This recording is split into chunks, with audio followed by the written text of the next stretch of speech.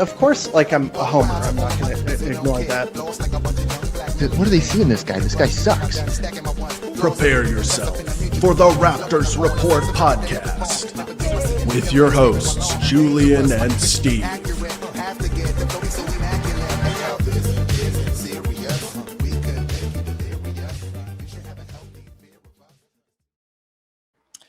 Hello, everyone. Welcome back to the Raptors Report podcast. It is Tuesday evening, 8:30, the 13th of January.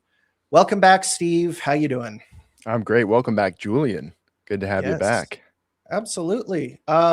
So the Toronto Raptors are 24-17, which it's almost halfway through the season. And if you were to tell me before the season that that would be the Toronto Raptors record, that they were fourth in the East, I would say, yep, that's awesome. I think that that would be a great place to be at this point in the season. So I think there should be smiles on our faces, but maybe just slight smiles, like creepy smiles. You know, the smiles where you're just like kind of like, yeah, like that. You know what I mean? That's like how I smile. That's max. how I smile in photos. But like, I like to look at it this way: you're 2 games back a second, maybe 2 wins. I think you're like, and the Pistons are fading too, right? So if you told me at the beginning of the season you'd be 2 games behind the Knicks, I think every Raptors fan would have taken that, right? So yeah, and context, the Cavs swept the Cavs. People would be like, what?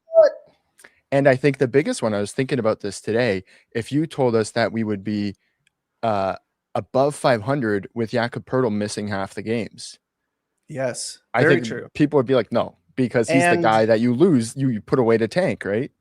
And also, if you were to show them our first Chiron here, Immanuel Quickley struggles. If you were to show them like a low light reel of what Immanuel Quickley's been doing recently, you'd probably be like, oh, the Raptors, they've won 10 games. They're 10 games below 500 or whatever. It's like, no, they have survived this somehow. Immanuel Quickley has looked pretty bad.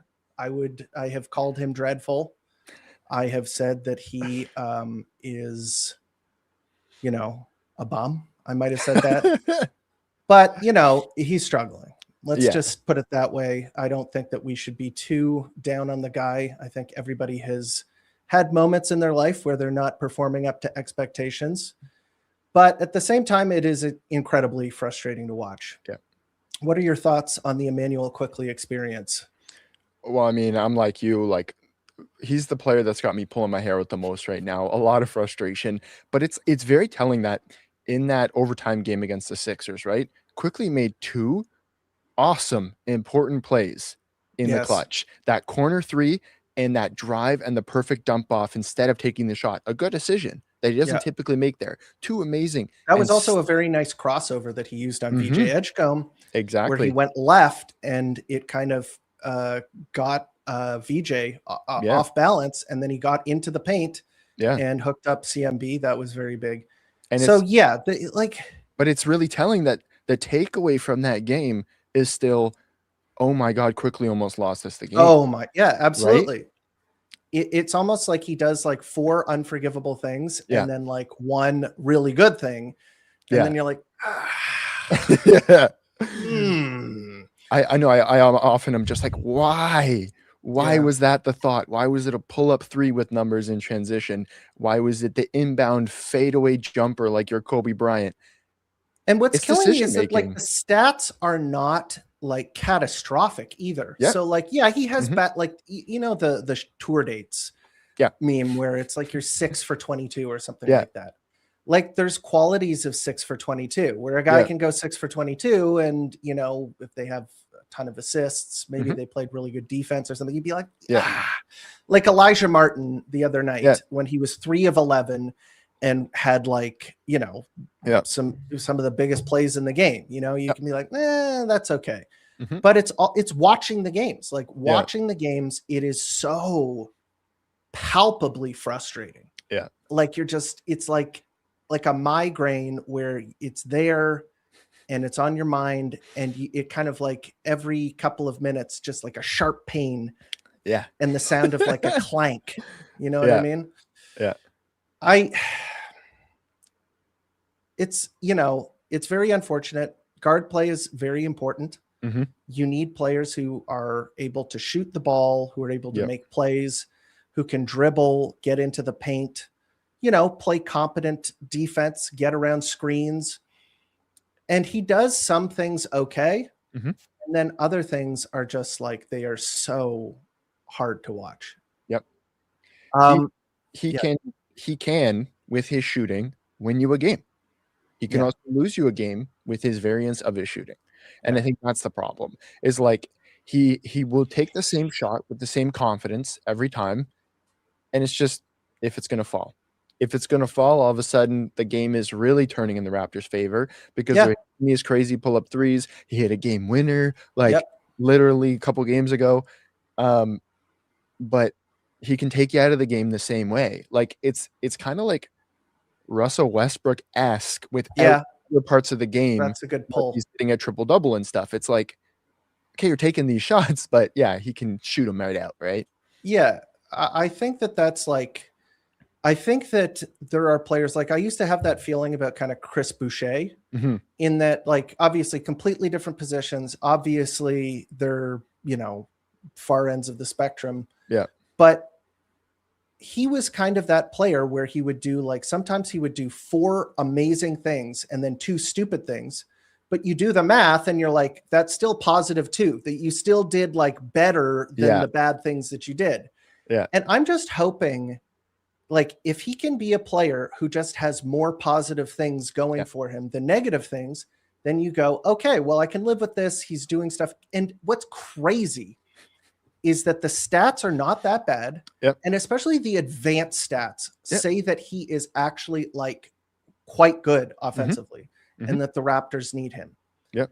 It does not match the eye test at all. It is so frustrating to watch him play. And I don't know if that's the expectations, like with the contract and what I thought that he would do and the reality, or whether it's just because he is one of the only types of players on the team that can do that, which is like create their own shot, like going around a screen or something like that. He's the only guy on the team that has that, fills that niche.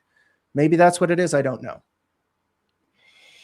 In any case, it's very frustrating to watch, and it's not a surprise that there is actually there's a lot of rumors happening surrounding Immanuel Quickley. I've heard of a couple. Have you heard any that have piqued your interest?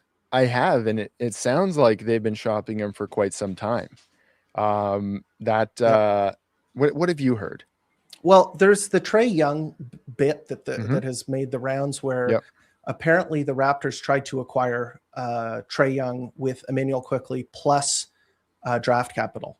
Yeah, that is what I heard, and that makes me think that Ja is on the table. Yeah, I think Ja is considered, like, if they're gonna, like, I've talked quite a bit about how I think that Trae Young was like a flawed player, but if it allowed them to get off of Immanuel Quickley's contract, because he is paid for the next 4 years at like increasing from 31 million right now. So like it's a contract, it's a big contract. And I said there are a lot of problems with Trae Young. Like, he doesn't play defense, he gets picked on, he's too small, his shooting percentages have gone downhill, all of that kind of stuff. Yeah. But it's like, if you get this guy, you don't have to pay Immanuel Quickley for the next 4 years. And yes, it took you a pick to get off of it, but you kind of get to roll the dice with Trae Young. Yeah. But it turns out that it's just like, they didn't want his contract. That literally, they said, no, sir. So, and because the draft capital was likely, like, the Raptors probably dodged a bullet in that, because this would have been pre-trade deadline, and it was probably the Indiana pick that we traded for Ingram. I would think that was right around the same time. Like, I'm speculating, right? But so, I mean, for Atlanta, they could have missed out on having the Pacers pick, which if they kept having the Pacers pick, but they wouldn't have been able to get the Pelicans pick in the same way, because that pick bouncing around changed some stuff. Yeah, there were a lot of protections and like kind of things on that pick. So There's a lot of things. There's a lot of smoke. There's a lot of people who are pretending to know what they're talking about.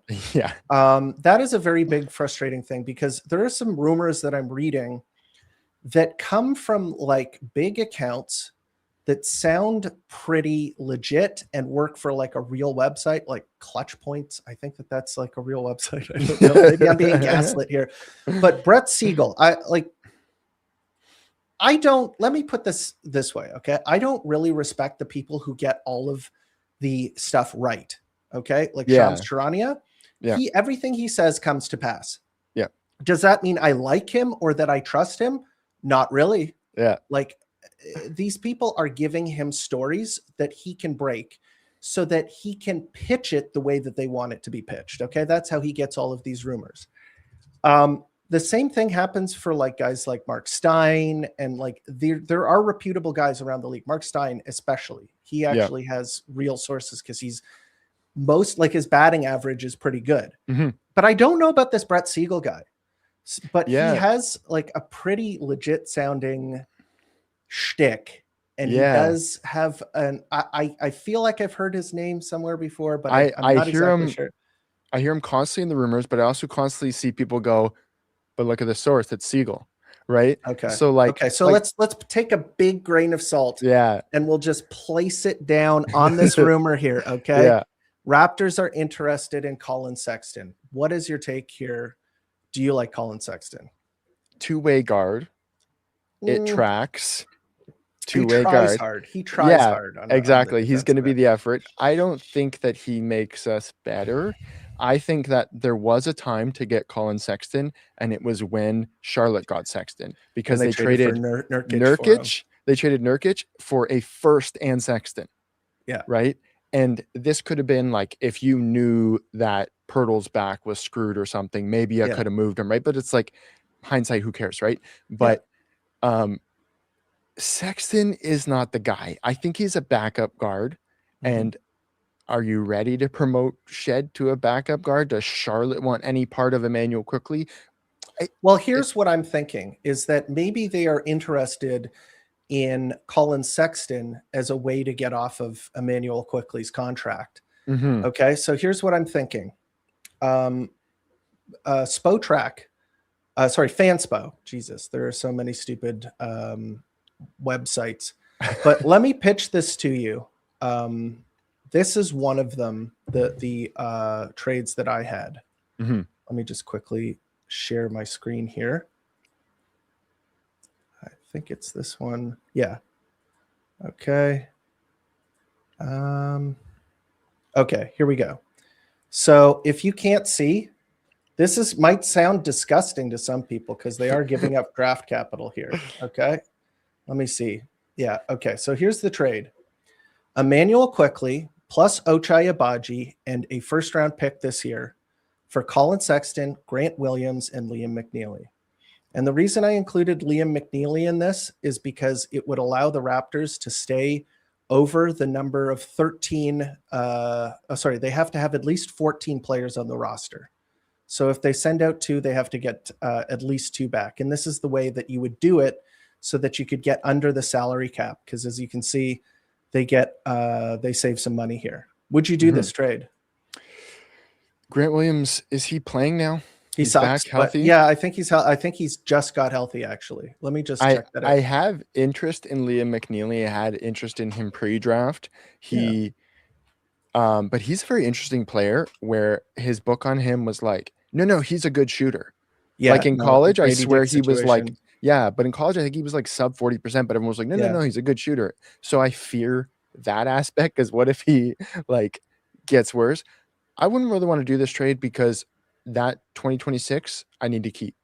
Yeah, there are a lot of players I like in the 20s of this 2026 draft, and I really want to keep this 26. I heard that the Raptors are possibly dangling this one. I'd be down if it was for an upgrade at the point guard. Okay, so here I'll do the pitch for this one because there's probably a lot of people saying hell no. Immanuel Quickley is making a butt ton of money. Okay. His contract is very long at a high level, like a substantial portion of the salary cap. So if you go to like Spotrac and just look up the Raptors, check out what their salary cap looks like. And they have a feature where you can put it into like a not a pie chart, but a line chart. And you'll see he takes up like a significant chunk of the salary cap. And so what you would be doing with this trade is like getting him off of your books for a guy who can play not at the point guard, but like Immanuel Quickley doesn't really do that either. Yeah. You get Colin Sexton, you plug him into that, and then you free up cap space for the next couple of seasons so you can make an upgrade. Like you actually have the ability to go out and take on extra salary. You can pay Mamu. You can do all of this stuff. You can give maybe Jacoby Walter. No, I don't think he's extension eligible this season. Not yet, but like no. you can give guys extensions if you want to. So like that would be the reason that you go for this. And then you get to roll the dice on Liam McNeely. But that is my pitch here. Let us know in the chat, I guess, in the comments if you're watching this after. And let us know. But that was one of the rumors that I saw. Raptors are interested in Colin Sexton. There is another rumor from this guy. Yep. And it is Brett Siegel reports that the Raptors were interested in Domantas Sabonis and Trey Murphy III. So one of these deals I am like obviously interested in. Trey Murphy is a really good shooter. Yep.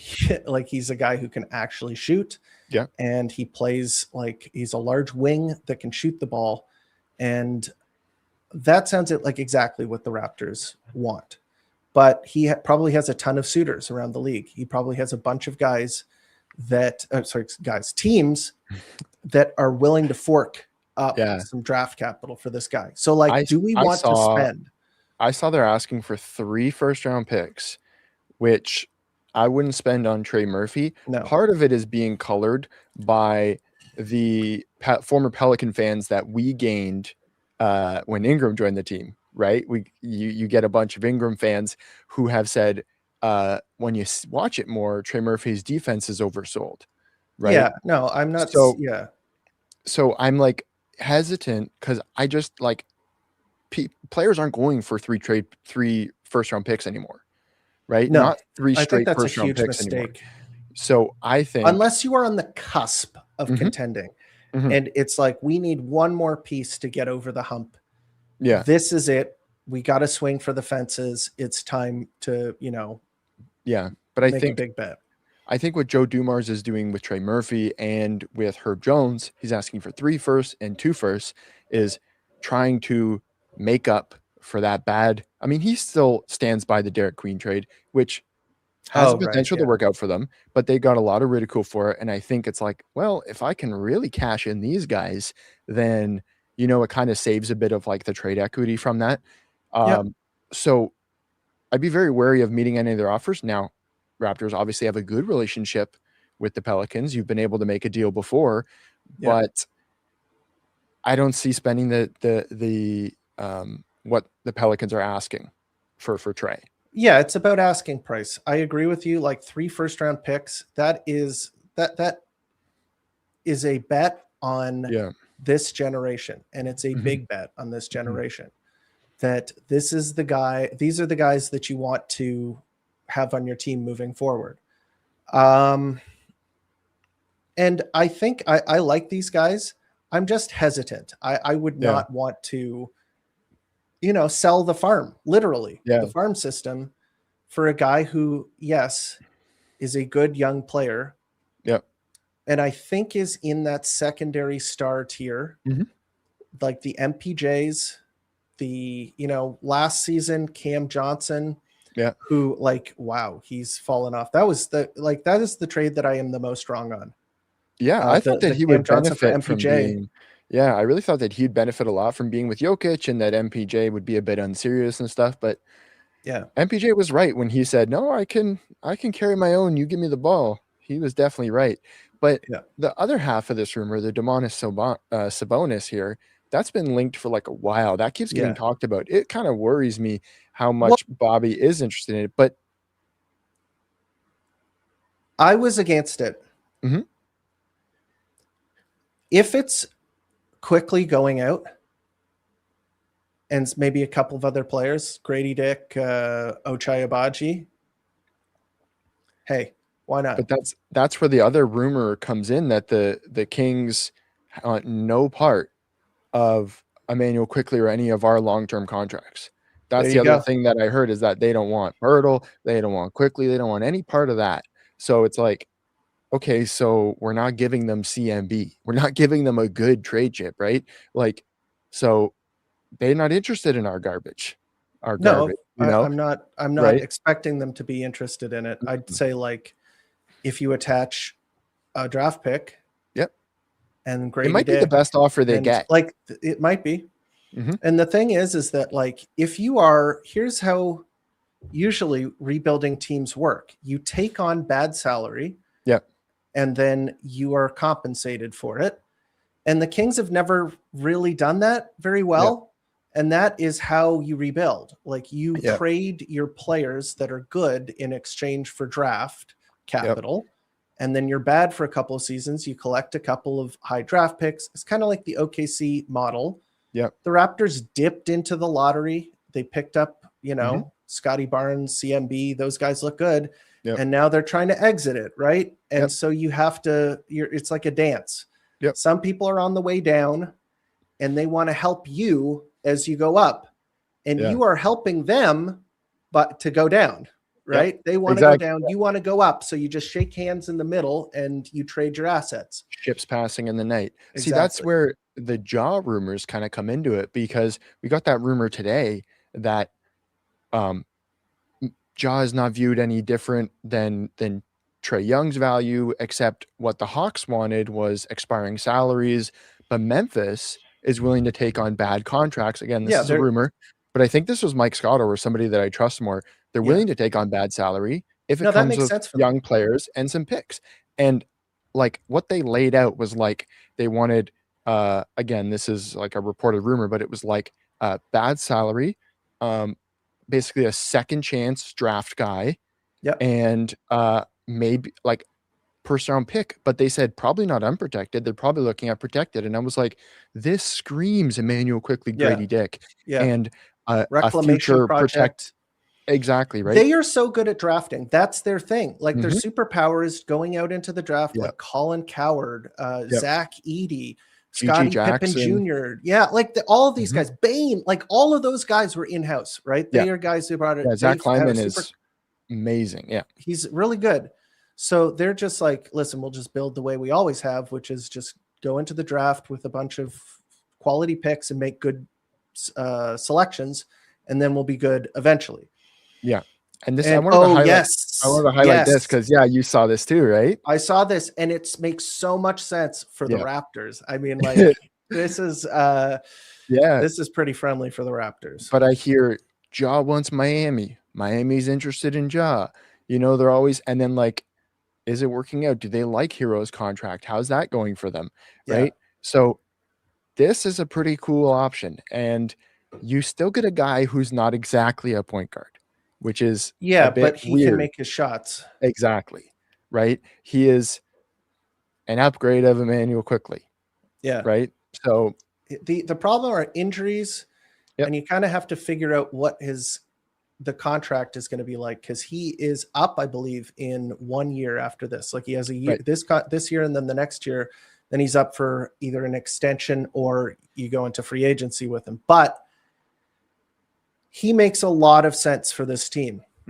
He can shoot. I think he can, like, his ability to hit off of the dribble has always been good. And what are the chances that the Raptors get a guy and he forgets how to shoot? It's just not going to happen, right? Yeah. So anyway, but I think that Hero is underrated. I think a lot of people have been underrating him. I think he is like an on-ball creator who can generate a high-quality look out of the pick and roll. He's pretty efficient. I think that he's a talented guard, and I think that the Raptors should be interested in trading for him. And he does another thing. Like, the reason you wouldn't want to trade straight up for John Morant is because the guy can't shoot, and he's a pick and roll guard. Yeah. Does that sound like something that the Toronto Raptors need? A guy who can't shoot and needs the pick and roll to be effective. Like, yeah, you would need Pirtle to be healthy all the time to set screens with him.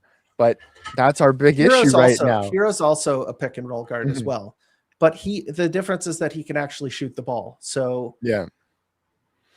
I mean, I'd do it. I'd be interested in that, but it depends on how much you have to give up from. Like, I'm not interested in like 3 first-round picks or something like that. That's just way too expensive. I would give up the 27 first because there's already some rumors about that draft class being underwhelming. And what does a 20th pick in the 27th draft do for us? Not much, right? I would be willing to do that kind of thing, and it gets us better now in the short term. Because, like, again, you look at the Raptors, who have a couple of major glaring issues, right? You've got center depth that's a problem, and you've got some guard play that's a problem, and yet you are still just 2 games back from second. When you look at the process of that Pirtle trade years back, right? They were like 7-8 games or something under 500 when they made that Pirtle trade. It's the opposite. Now you're above, right? And the East is horrible this season. It is so bad. Yeah. The entire thing is that you have to be a product of your environment. The whole idea is that you have to read what is happening in the league to find out what you should be doing. There is no generational talent in the Eastern Conference. Like, Cade Cunningham is really good, but it's not like you're staring down the barrel of Victor Wembanyama or Shai Gilgeous-Alexander, for that matter, or Jokic. Like, those guys don't exist in the Eastern Conference. And if they are gonna come in, that could be this year when somebody like Washington gets a Darren Peterson, but it's still not a generational talent. But that's a different window. That's a whole different window, right? So you don't have to worry about that right now. That's a couple years away. Yeah. So do you strike now when you're saying, okay, I do have some pieces, right? The whole thing about the East and like the Pacers that showed it last year, it's about, like, a lot of it is about synergy and just having a lot of quality players on your team. When the Pacers went to the finals, they were a really deep team with just a lot of really good players who could shoot and run up and down the court really fast. And, they were disruptive and high energy, and their offense was very difficult to stop. And they just showed through the synergy of their team. Obviously, they have a very high-end creator in John Morant. No, John Morant, excuse me. Jesus Christ. Tyrese Halliburton. Yeah. And then they went out and they got like an amazing, Swiss Army knife player in Pascal Siakam, and then surrounded them with just a ton of talent. Yeah, that you can do that in the Eastern Conference. You can just make a good enough team, and then you can beat other good teams. Like, that's what the Knicks did basically. Yep. They have, they went and got Cat. I thought that was a smart deal. Yeah, that was an upgrade for them, even though he's like really flaky and kind of like you can't depend on his defense is like he falls asleep too much and stuff like that. But it doesn't. He's good enough. He's much better than Randall. So they made that upgrade. They took the gamble on Brunson, and he turned into a superstar. I mean, aided by the refs, no doubt about it. And then aided by his discount money that he took. But OG Anunoby, like they just cobbled together a team. They took the risk on Bridges. They traded the picks, right? And like, that's too much probably for Bridges that you spent. It's but true. Like, when you look at like, he is a very useful player to have on your team. Imagine Josh Hart as well. Yeah. Imagine adding another high-end starter to this current Raptors team that is in the hunt for the top of the East right now. Worth trading picks, in my opinion. But it's got to be on the right guy, and you do have to have that kind of mix. But when Orlando made their trade for Bane, they were convinced, we've got Paolo, we've got Franz, these are our guys, we're going to ride with it. They got their guys all locked down in contracts, cool, and they made their trade for Bane. And Memphis wasn't shopping Bane. They just said, here's the money, do you want it? And they said, okay. You can force a player out of a team if you pay enough. Right. And the thing about Bane, like the reason I like that trade, and I felt stupid because like, the slow start to the season or whatever, but he is also a guy, you know what I mean? Yeah. He's not at the caliber of like a, Miles Bridges, not Miles Bridges, excuse me. Jesus Christ. Never him. The other Bridges. Mikal Bridges. Mikal Bridges. Yeah. He's on a higher level. Like he is above him and the MPJs and like these kind of shooter guys who are shooters plus, like where they're a good starter, like a quality starter. He's like a star. Like he's actually had huge multiple games, 37-point games this season. He's had multiple game winners this season for Orlando. Like he's had some clutch moments already with them. That trade makes a lot of sense. He is that guy. He's not Donovan Mitchell, but he's not so far away from Donovan Mitchell. Like Donovan Mitchell is at a stratosphere that's above him, but he's coming close to where he is, in my opinion. I think he's like a really good player and he should probably be an all-star. So they were just like, go and get this guy. And they did. And it was just a really smart trade. The Raptors should be looking for that kind of deal. Like talking about MPJ and how he is on the outs and he is constantly being discussed in trades. I get why the Raptors are not one of the teams that is being linked to him because he plays the same position as so many of the quality players on the team, but he can shoot. Yep. The guy is an amazing shooter. The Raptors have the worst shooting in the whole league. Is there a way? Can you talk to Darko and be like, draw something up where Scotty Barnes is like the Jokic of the team and he just gets the ball most of the time down the court? Can you make an offense where you have Brandon Ingram, Scotty Barnes, RJ Barrett, Brandon Ingram? Did I say Brandon Ingram already? Yes, you did. Oh, but Jamal we could have Shed. we could have two of them. But yeah, like look, the Michael Porter Jr. thing, like it's interesting because you have to be careful. Go ahead. Go on. Just like you're doubling down in a sense, like, okay, we've got Ingram, we've got MPJ, but like you could get him for one pick. He would be the second tallest player on our team. That's messed up. And he has scorched the Raptors this season. And he's like, and it's not even an aberration. Like the guy is putting up really good numbers and really good shooting numbers. But the thing is that it's like, we've tried a Porter before. I'm good. Yeah. Returning to the scene of the crime. That's right. Would he be even able to visit Toronto, his brother? Right. I don't know. But that's also just something that I don't know. I'd be interested in it just because he can put the ball into the bucket from 3-point range. Yeah. Speaking of Jamal Shed, that is the clumsiest transition I think I've ever, the worst segue of all time. How good is this guy? Like, is he actually that good? Or are we kind of hyping him up a bit too much? Because I love what I see, but I'm also worried that I'm being a bit of a homer. What do you think? Well, he was getting glazed by Brian Scalabrine the other day. I know. Which was interesting. Look, he's not efficient. He can't really finish at the basket, but he's an excellent playmaker. He's a hell of a passer. And his defense is better this year than it was last year. Like last year, he was a couple steps behind on things. He was too small. It wasn't translating from college in the same way. This year, it's been better. He's figuring it out a bit more. He's able to be a bit more physical. He is said this multiple times on the pod before. He is a 100 percentile offensive foul drawer. Yes, he is so good at getting moving pick fouls that he's done it in the clutch this season and has given us the ball back. He got that one against Steph, right? Yeah, where he brought the ball up and hit him, and that's the only reason we won that game, right? As a guy, as your backup point guard, you couldn't really ask for much more. The Raptors aren't going to get like a Peyton Pritchard. We're not going to get a guy like that anytime soon to be that.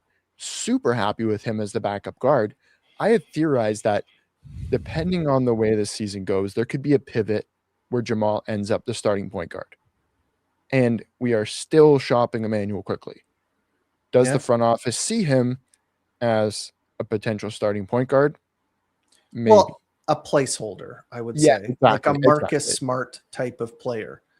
So, like, the thing about him is that he's very much like Marcus Smart in that his shot is not good, but it goes in just enough that he can pop off sometimes.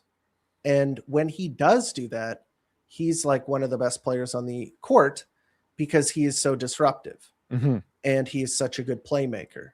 The thing about small guards, and he is that to a T. I mean, you watched him guard Maxey. He's just too small to guard Maxey. Yeah. Maxey is just shooting over top of him. Maxey is so polished that Shed just can't bother him enough.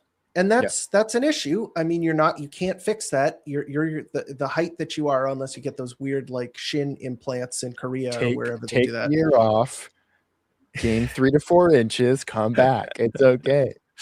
Yeah. But the thing is that he, the way that you can be a good defender is by doing what he does, which is like play incredibly hard and very smart. And he does both of those things, like running around screens hard and drawing offensive fouls is an art form. You have to be like Lou Dort is also really good at that. And of course, like Lou Dort, the problem with him is that he does dirty stuff, not that and yes, he is a flopper. Yeah. But he's somehow a flopper and an NFL player. It's crazy. Yeah. I mean, that's pretty impressive. He's got a lot of skills, flopping, stiff arming people, jumping underneath people. But flopping on the screen is literally, it's a turnover. Like it's -1 for them, +1 for you. It's like it's the best outcome that you can have. The second best, because it's a dead ball turnover. Right. But he's just generating possessions. That's part of the reason why, like, you can live with a guy like Nikola Jokic as your center, even though he's garbage on defense, is because he is so good at defensive rebounds. You can't get an offensive rebound off of him. And he doesn't turn the ball over, Jokic. So he wins you the possession war basically by himself, by just getting every single rebound and not turning the ball over ever. Yeah. Like Jamal Shed, he's not doing that, obviously, but he is creating turnovers for the team, which is an extremely good outcome for your defense. And he does that enough that it's like Fred VanVleet, the same thing. He was always in the passing lanes. He was always deflecting the ball. He was always creating turnovers and doing that kind of stuff. Was he going to? Yeah, he locked up Steph kind of in the finals. I think he's a better one-on-one defender than Jamal Shed is. Because he's stronger. Right? Like he's more stout, right? And also, I think maybe he's also just like more fundamentally better than him, like on-ball defender. But Jamal Shed is like a dog. He really hustles and he creates a lot of plays on the defensive end. And then on the offensive end, like he has a sense for where people are on the floor. Yeah. And you know how when you're watching Immanuel Quickley and you're like, just make that pass. Yeah, you're like, the pass is right there. Yeah. It's just right there. Just throw the ball there. Yeah. Jamal Shed is making passes that I didn't see. Where I'm like, oh, that's an amazing pass because he hit the guy behind him. Yeah. He didn't have to look. He didn't have to think about it. Maybe you didn't see that coming. He makes those plays, which is like the complete opposite of what Immanuel Quickley does. Yeah, his court mapping is so much more superior. Like Immanuel Quickley is tunnel vision, right? Like that's like the big complaint about him is that he gets like, and that's why he like always finds RJ, because when it's panic mode, he tunnel visions to where's my guy RJ, right? And he can, and he knows how RJ plays. It's more synergistic with that, right? Shed has like synergy with everybody, and it's in part like, I don't know if you saw the video that the Raptors recently put out of the players guessing players' jump shots.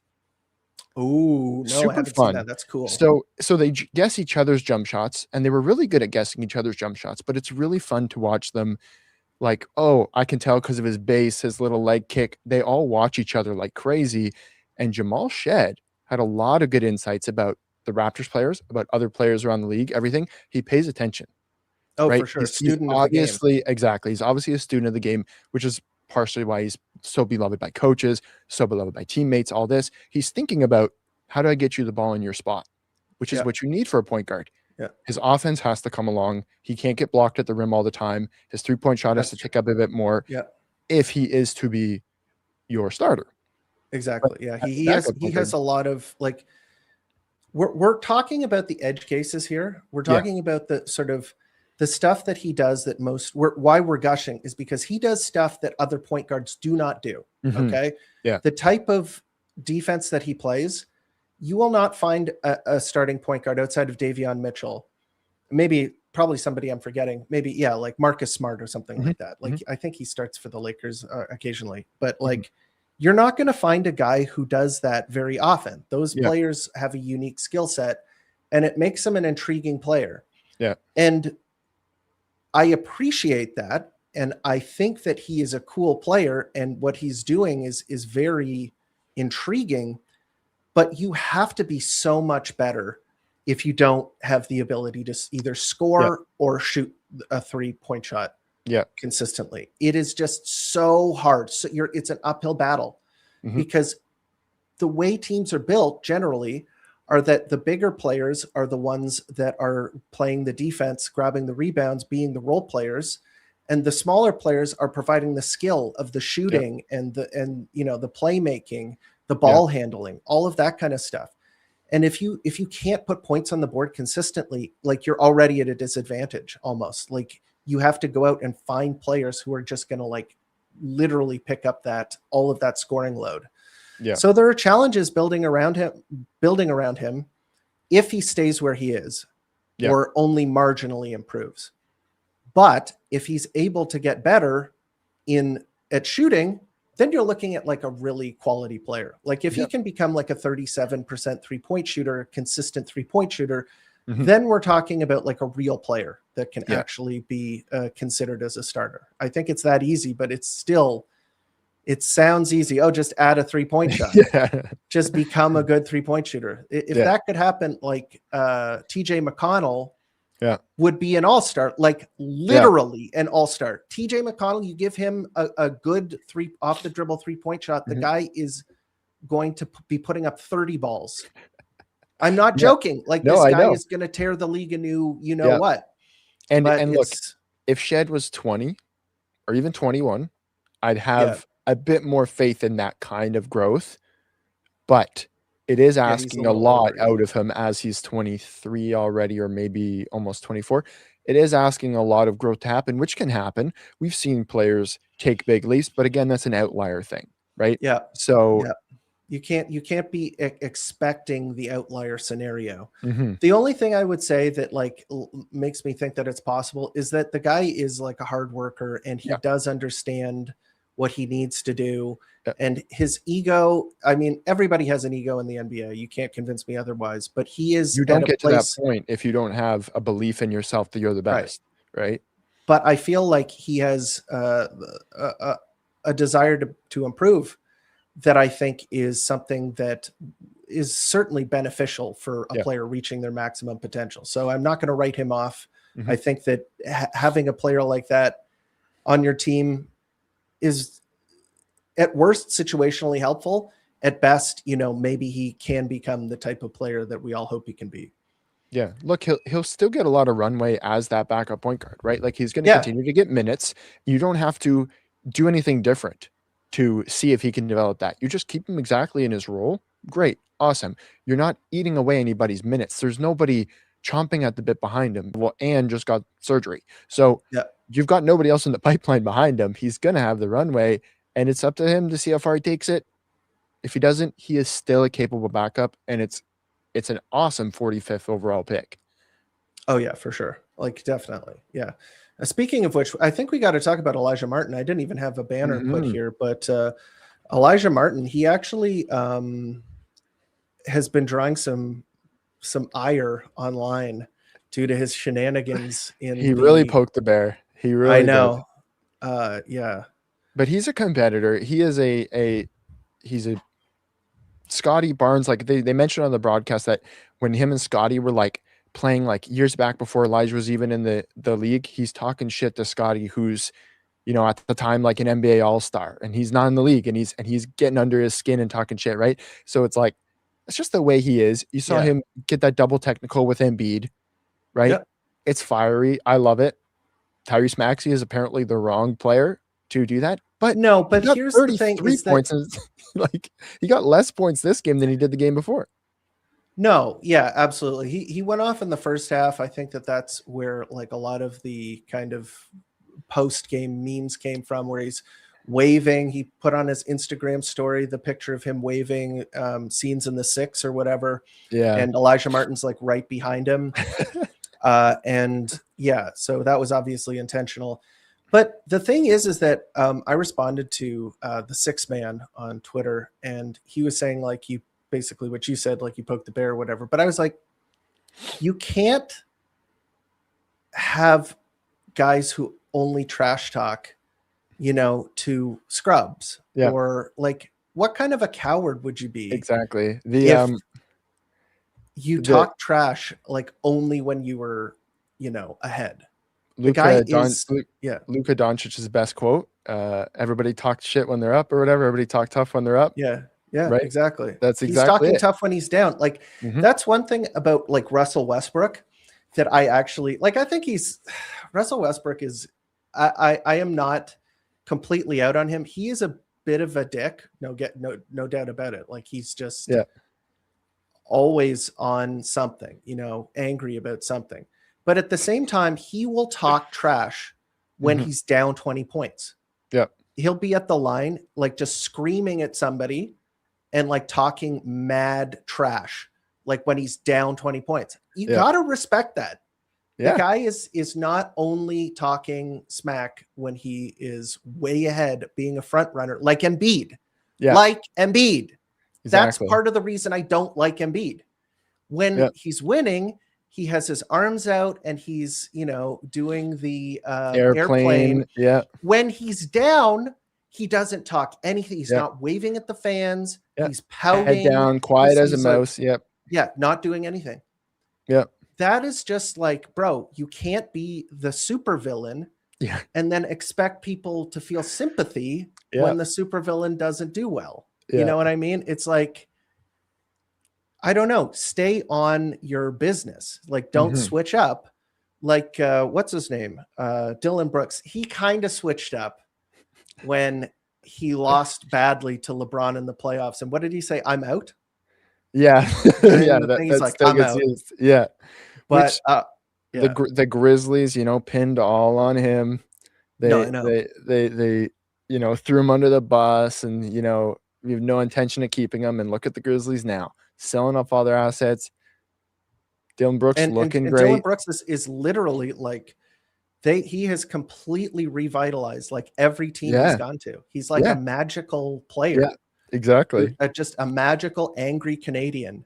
Yeah. Who just goes to teams and, improves the morale. Like the thing about him is that he's like one of the things about Canadians is that we are kind of silly.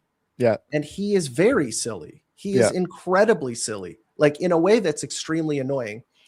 And the one thing that I will like say about him, and it's the same with Lou Dort, I won't pretend that they're not dirty players because they're Canadian, because he is a dirty player. He will kick people in the balls. He'll like undercut people. Lou Dort will like shove his feet under people when they're coming down. He'll, run into people's knees and stuff like that. I don't like that. And I don't. Dylan was on a tear before. He has slowed it down a bit, but he was grabbing people's knees and, pulling them in wrong directions. Exactly. Right. I don't like that. I think that's bad, but he had one of the best, like he has the stuff he does that is hilarious. I think. And not all of the people can do it, because sometimes if you do this kind of stuff, it comes off as corny. Yeah. If you are not clever, or it is stupid, or, everybody knows you're faking, but it's in a way that isn't kind of endearing, in the way that I think Dylan Brooks is a little bit, it comes off as corny. But his stuff is hilarious. Like, did you see when he was at the line, like he was standing next to LeBron when LeBron was shooting a free throw, and LeBron goes out to get the high fives from his teammates, and he high-fived LeBron, and LeBron like literally did the the thing where you like you're about to lunge at somebody, like doing a a flinch check. When he knows it's, you go like that. He knows it's easy to get LeBron going. And that's like he every single game they played at warm-ups, he doesn't warm up, he just stares at him. Exactly. From 50 feet away. It is the funniest thing in the world. I love it so much. But that's the thing, is that he lost so badly to LeBron in that playoffs. Most other people would have tucked tail and shut up and not done the things, but he is still out there doing it, which is why with Elijah Martin, like if he can have that attitude, cut out the dirty stuff or whatever. But if he wants to talk smack and he's good enough and he can compete in the league, I don't think that that's like, I think that he should be doing that even against the good players. Yeah. Like, what are you scared of them? Are they magical? Like Tyrese Maxey is going to make shots because he's good at basketball. He's not going to make shots because he's angry at you or something. Yeah. Like you can't have your team be scared of the other players. Like, no, come exactly. on. And it's very rare that a player would even, like, a lot of players, you ask them, who's the best player in your team? They're going to say themselves. Like the other thing about the players guessing the jump shots, right? You've got RJ going, that's my shot. I can tell because it's the nicest shot on the team. You've got Quickley saying, that's mine. That's a perfect shot. They believe in themselves more than anybody else does. So I'm all for it. And I love the attitude. And if Elijah Martin's way has gotten him where he is today, which is the NBA. No doubt. So I'm not going to say national champion. National champion. And like, here's the thing. The reason that he fell in the draft is because he is small. That's it. If he was 3 inches taller, he would be in the first round and you would have people gushing over him. I mean, he would be a better player. Let's not get this twisted. Like literally being a bigger person helps you in basketball. I mean, that's not that should not be a surprise at this point, but he definitely plays a really physical style of basketball. And something that I noticed is that he makes like a lot of wow plays. Yeah. Where it's like, ooh, okay. Like I've noticed this guy is doing something on defense. He is really doing something on defense. And right now the problem is that like every other friggin' player on this team, he cannot shoot. He has a 41% 3-point shot in the G League. He was a high 30s player all throughout college. Into the NBA, Raptors draft him. Oh, he's a dog. Maybe he can hit the corner three. No. Yeah. No, we can't. Are we sure? That. Are we sure the Noah board works? Because we have this Noah board technology, and what is it doing? Brooks said it cured his shot.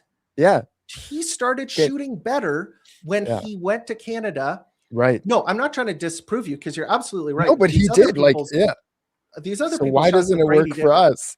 I don't know. I have no idea. They got to calibrate it. It's like you add a shooter and it takes off like 30 points off of your shooting. If you're a white guy and a shooter, your shooting goes to 0. Like it's over. I think Sandro Mamukelashvili is the only player that's ever survived that curse. And even so, he's had a couple games where it's just turns into Brick City, right? So but that's just normal shooting variance usually. Yeah. But this gets back to another thing, and this may be one of the last topics here. We're kind of almost at an hour here, but the game quality this season, and especially lately, has been awesome. Notwithstanding last night, that was obviously a bad game, but this season, just if you have been watching the seasons like I have been watching every game for the past, most of the decade, and pretty regular viewer before that.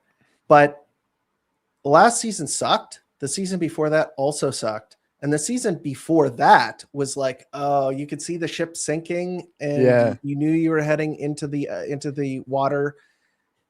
This season is good. Yeah. There's there's an upward trajectory.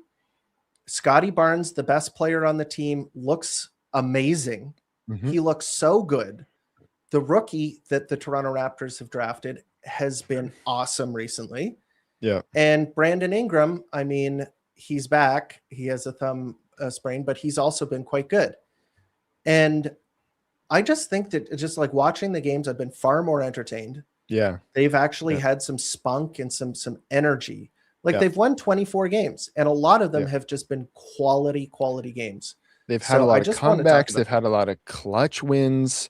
like they're high up in like they're in the top 5 of clutch defense, which is super fun to have a clutch game where it's not even just about clutch shot making. It's about these crazy stops you're getting. Like Scotty has whatever 7 clutch blocks. That is so exciting to have a guy swatted at the whistle, right? I totally agree. Game quality, because I'm like you, total sicko, watched every minute of every tanking game. Even if I say, oh, I got to turn this off, I don't. I can't help it. I'll stay to the end. I watched the Memphis. You want to evaluate guys. You want to be like, oh, finally, Joe Wieskamp. We can find out how that guy is. And it's like, it's almost without exception bad. But maybe the next prospect is going to be the one who becomes our hidden gem or whatever. But yeah, I just wanted to give a shout out to the Toronto Raptors this season. I in the pregame show, I was talking to, Steve, and I was just saying, like, it's kind of like the seasons of a television show where, like, you know, the past couple of seasons have been the seasons that are really forgettable, that are constantly like exposition and people talking about what they're going to do in future episodes and stuff like that, where you're like, ugh, if you could just skip through all of that. And this season, this is when everything pops off and there's bangers and like cliffhangers and all the entertaining things. Like, this is actually the kind of season that you want to tune in to watch. So I'm just very, you know, I'm relatively happy with the season, and I hope it continues on this trajectory. In any case, do we have any other topics here? Not really. I think we covered basically all of the trade speculation that we've been seeing so far. I think that's everybody that they've been in on. Obviously, they called on AD, so that's still up in the air if they're still interested, but that's about it. True. Well, you know, let's talk the Toronto Raptors, who they're going to be playing next. The Toronto Raptors have had a minor homestand, and now they are going to be heading out onto the road. They're going to be playing against the Indiana Pacers tomorrow at 7:00. The Pacers have been kind of on a little bit of a mini heater right now. I think Pascal Siakam, they beat the Celtics the last game winner. they played. Yep. Illegal screen. What a cornball. I hate that guy. Yeah. Oh my God. Pascal. But so then there's they come back home and then they go on a road trip, but should be a fun watch. We will see you again next week when hopefully there is a trade that has happened with the Toronto Raptors that we can talk about. That would be an interesting way to wrap up all this speculation. But thank you for tuning in to Raptors Report, your source for in-depth Raptors content. I'm Julian. This is Steve. See you next time. Yeah. Cheers.